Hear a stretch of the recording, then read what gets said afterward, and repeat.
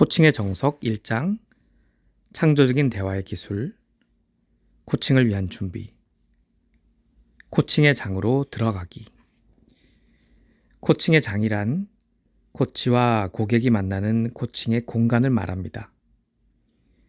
여기에서 고객의 주제를 다루게 됩니다.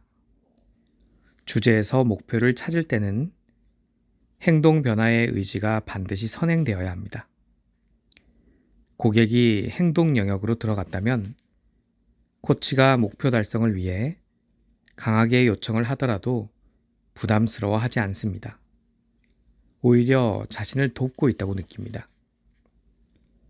한 번은 상담하시는 분이 코칭하는 대화 장면을 보고 거부감이 든다고 말한 적이 있었습니다. 그 이유는 고객을 너무 몰아붙인다는 것이었습니다. 이것은 어떻게 보면 당연한 것입니다. 코칭의 장에서 코치가 고객의 목표에 집중하다 보면 자연스럽게 발생하는 현상이기 때문입니다. 그래서 코칭 워크숍을 진행하면서 시연하는 중에 의도적으로 고객 역할을 한 수강생을 강하게 몰아붙여 보았습니다. 그랬더니 다른 수강생들이 고객을 너무 몰아붙인다는 피드백을 하는 것이었습니다. 이번에는 고객 역할을 했던 수강생에게 몰아붙인다는 느낌을 받았는지 물어보았습니다. 그 수강생은 의외의 대답을 했습니다.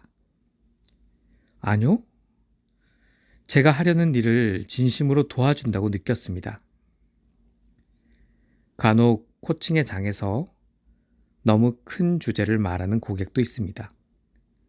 예를 들어 세계 평화, 청년 일자리 창출, 정치 문제 등 광범위하고 보편적인 주제를 제시하는 것입니다.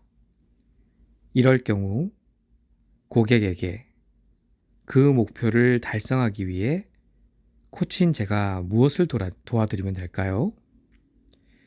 코칭 대화가 끝났을 때 어떤 결과 혹은 모습이 되면 만족하시겠어요? 라고 질문합니다. 이러한 질문은 고객으로 하여금 코치와의 관계를 다시 생각해보고 주제를 명확히 하게 합니다. 목표, 주제를 찾을 때의 유의사항.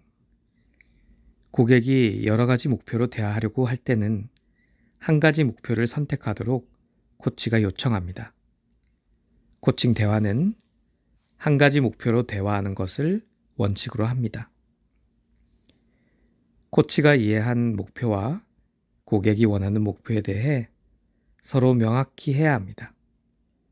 그러기 위해서 코치는 고객에게 목표를 정리해서 다시 말해달라고 요청해야 합니다. 달성된 모습이 시각화되면 목표를 이루려는 열망이 얼마나 큰지 확인할 수 있습니다. 목표를 이루는 두 가지 방법. 목표, 골은 반드시 현실, 리얼리티 위에 세워져야 합니다. 그렇지 않은 목표는 공상이 되어버립니다. 현실 위에 세운 목표를 달성하기 위해서 두 가지 방법이 있습니다.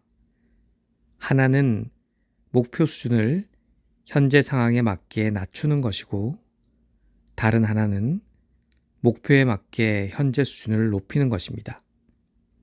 코칭을 하다 보면 전자보다는 대부분 후자의 방법으로 진행됩니다. 현재 수준을 높이기 위해서는 현실과 목표를 살펴봐야 합니다. 그러면 그 사이의 차이, 갭을 자각하게 되면 고객은 다양한 아이디어를 떠올리게 되죠. 그리고 코치와 함께 행동을 점검해 가면서 목표를 이루어 갑니다. 이것이 현재 수준을 높여 목표를 달성하는 방법입니다. 코칭의 세 가지 철학. 코칭에는 세 가지 철학이 있습니다. 첫 번째는 모든 사람에게 무한한 가능성이 있다는 것입니다. 생각해 봅시다. 정말 모든 사람에게 무한한 가능성이 있을까요? 여기에서 중요한 점은 가능성의 유무가 아니라 코치의 믿음입니다. 그리고 가능성은 반드시 행동을 통해 평가되어야 합니다. 두 번째는 그 사람에게 필요한 해답은 모두 그 사람 내부에 있다는 것입니다. 코치는 고객의 내부에 있는 해답을 발견할 수 있도록 관점을 바꿔주는 역할을 합니다. 외부에 집중하면 다음과 같이 대화가 진행됩니다. 고객: 자동차 구입에 대해서 이야기를 나누고 싶습니다. 코치: 얼마를 예상하세요? 고객: 3천만 원 정도입니다. 코치: 현재 얼마나 모아놓으셨나요? 고객: 현재 1,000만 원 정도 있고 나머지는 할부로 할 생각입니다.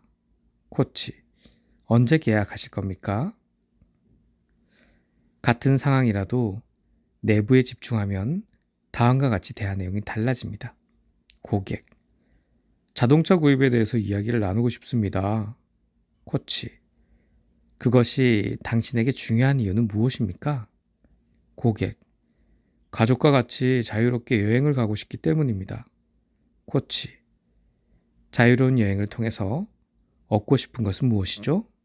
고객: 화목한 가정을 만들고 싶습니다. 코치: 화목한 가정을 위해 자동차 구입 외에 다른 것을 생각해 본다면 무엇이 있을까요? 마지막으로 해답을 찾기 위해서는 파트너가 필요하다는 것입니다. 이것 또한 관점과 깊은 관련이 있습니다. 조직에서 유능한 사람들을 만나보면 그들은 모든 상황을 다양한 관점으로 사고하는 능력을 가지고 있었습니다. 그들은 회사, 고객, 규율이나 시스템, 문화, 시간 등을 여러 각도에서 관찰하고 생각하는 관점을 갖고 있습니다. 그렇다면 유능한 사람은 코칭이 필요 없을까요? 오히려 더 필요합니다. 왜냐하면 이러한 사고 능력 안에서 새로운 관점을 발견하기 위해서입니다. 코칭은 4명의 현자를 만나게 해주는 기술인 것입니다. 상무: 앞으로 조직을 어떻게 이끌어 가야 할지 이야기를 나누고 싶습니다. 코치: 상무님이 생각하는 임원은 어떤 사람이어야 합니까? 상무: 임원이라면 조직의 미래를 생각하고 조직 내부의 생산성 효율을 얼마나 높이느냐가 관건이 되겠죠. 코치: 사장님은 상무님께 무엇을 바라고 있을까요? 상무: 글쎄요. 그것은 좀 더 생각해 봐야겠는데요. 고객은 코칭을 통해 새로운 관점이 생기고 생각의 공간이 넓어집니다. 넓어진 생각의 공간만큼 더 많은 아이디어와 전략들이 생깁니다. 코치는 고객이 확장된 생각의 공간 속에서 상황을 새롭게 바라볼 수 있도록 돕는 역할을 합니다.